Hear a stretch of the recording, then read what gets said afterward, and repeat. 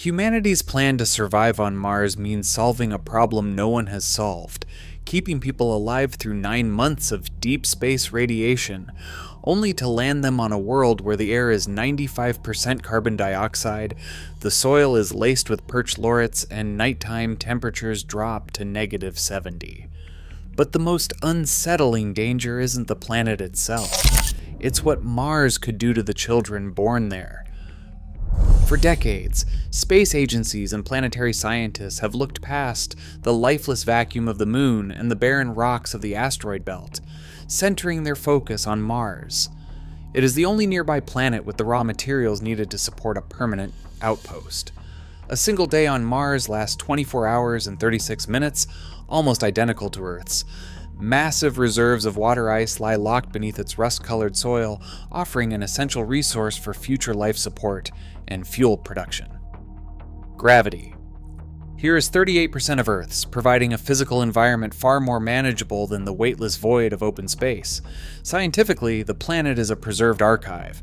Its ancient sedimentary rocks contain a geological record of a time when rivers flowed across its surface, holding the answers to whether life ever existed on another world. Orbital mechanics open a launch window every 26 months, making the transit possible within a single human lifetime.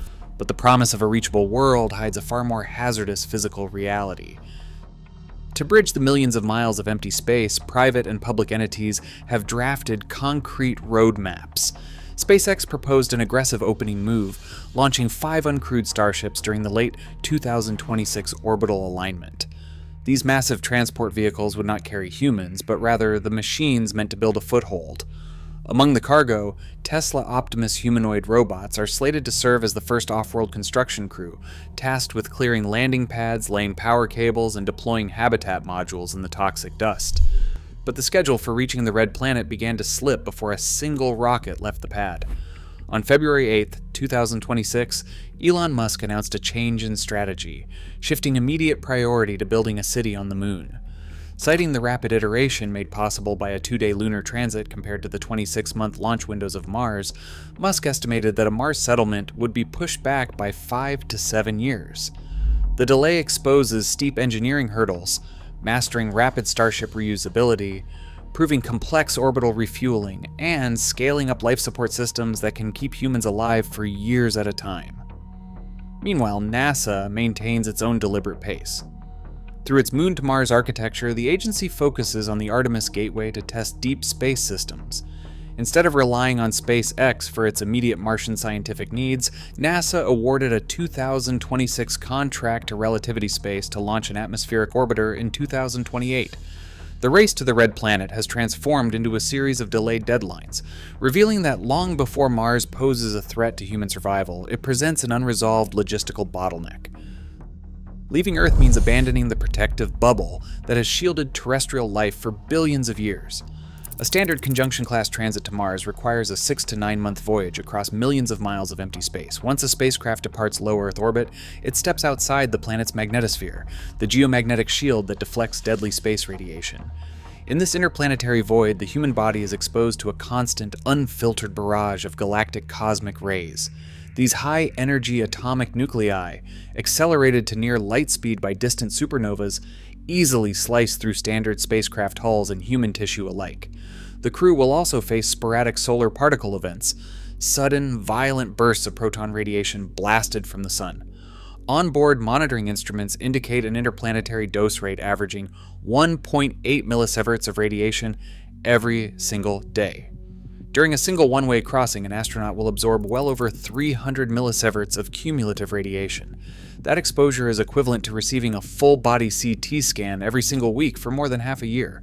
Before a traveler ever sets foot on Martian soil, this unceasing microscopic bombardment damages cellular DNA, consuming more than half of their allowable career radiation budget, and permanently increasing their lifetime risk of developing fatal cancers. Touching down on the Red Planet does not bring relief. It merely trades one hazardous environment for another. Mars lacks a global magnetic field and possesses an atmosphere so thin, it provides virtually no shield against the cosmos. On the surface, astronauts will face a constant barrage of cosmic radiation, with exposure rates averaging 240 to 300 millisieverts per year, roughly 8 times higher than terrestrial occupational safety limits. To survive this silent bombardment, any long-term habitat must be buried under at least 2 meters of heavy soil, forcing the first explorers into a near-permanent underground existence.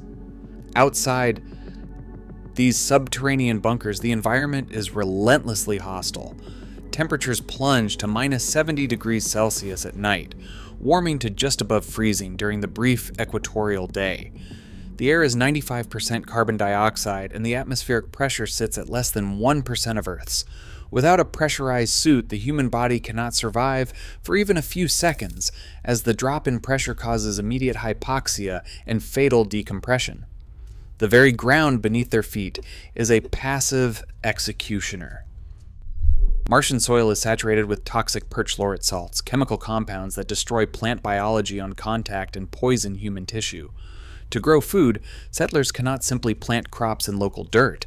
Agriculture must move underground into sterile, pressurized systems. This survival strategy creates a massive energy crisis. Sustaining artificial environments requires constant temperature regulation and high-intensity lighting, drawing up to 2 kilowatts of electricity for every square meter of crop area. For a small settlement, this agricultural demand far outpaces solar generation, leaving the fundamental need for massive, reliable power completely unanswered. Even if the mechanical systems run flawlessly, the habitat remains a psychological trap. A small crew must share a cramped metal structure for years, with no physical escape from one another. Out here, Earth fades into a distant, glowing speck, at least 6 months away by rocket. If a medical emergency or catastrophic failure strikes, rescue is mathematically impossible.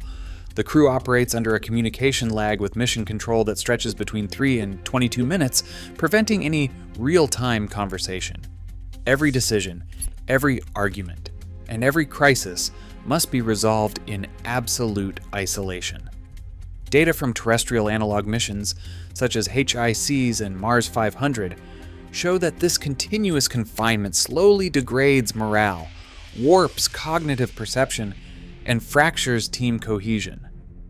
When survival depends on flawless cooperation, the most volatile element in the sealed habitat is the human mind itself. A child conceived and born on Mars will develop under just 38% of Earth's gravity. Without the heavy physical loading that terrestrial life requires to build strength, their growing bones will develop with far lower mineral density, and their cardiovascular systems will adapt to a permanently lighter world. These radical physical changes mean Mars-born children may find Earth's gravity too crushing to ever survive. Returning to their ancestral home would mean experiencing nearly triple the weight they have known since gestation, placing immense, potentially lethal strain on their hearts and skeletal structures. Over generations, this continuous environmental pressure could split the human lineage, establishing a permanently divergent branch of humanity. This introduces an unresolved moral conflict. Future generations will inherit bodies irreversibly sculpted by an alien environment, exiled from the home planet before they are ever old enough to choose the world they inhabit. Our journey to Mars is no longer a question of engineering, but of evolution. If we succeed, the first Martians may become a new species forever exiled from Earth. Are we ready to redraw the map of humanity? Let us know in the comments.